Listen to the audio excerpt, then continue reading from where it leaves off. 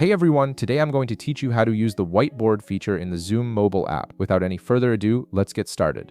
First, open your Zoom app on your mobile device and log into your account. Once you're logged in, you'll need to either join an existing meeting or start a new one. The Whiteboard feature is only accessible during an active Zoom meeting, so make sure you're in a call before proceeding. After you've entered the meeting, tap anywhere on your screen to reveal the meeting controls at the bottom. These controls give you access to various meeting features and options. Now look for the three dotted lines icon at the bottom of your screen and tap on it. This will open a menu with additional meeting options that aren't immediately visible on the main control bar. In the menu that appears, tap on Start Share. This option allows you to share different types of content with other meeting participants. You'll then see several sharing options available to you. Tap on Zoom Whiteboards to access the Whiteboard feature. This is where you can create collaborative drawings and diagrams that everyone in the meeting can see. Next, tap on New Whiteboard to create a fresh canvas for your work.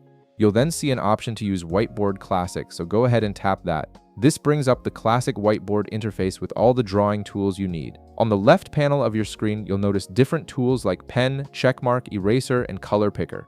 These are your main drawing instruments. Let's start with the pencil tool, so tap on it. When you do this, you'll see different drawing options appear, including pen, pencil, highlighter or marker, and auto shape or smart drawing.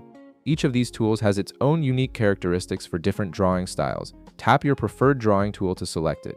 Below the drawing tools, you can also select the line width from the preset options.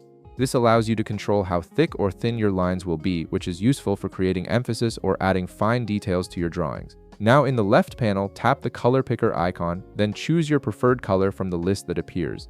This lets you personalize your drawings and make different elements stand out. With your tool, line width, and color all selected, you can now start drawing on your whiteboard. Simply use your finger or stylus to create whatever you need. If you want to add a checklist or special symbols, tap the check icon in the left panel. You'll see different options like check, arrow, heart, star, question mark, and X. These symbols are great for highlighting important points or creating interactive elements. Tap your preferred symbol, then tap on your whiteboard to place it where you want it. If you make a mistake or want to delete an element, tap the eraser icon in the left panel, then tap the specific element you want to remove.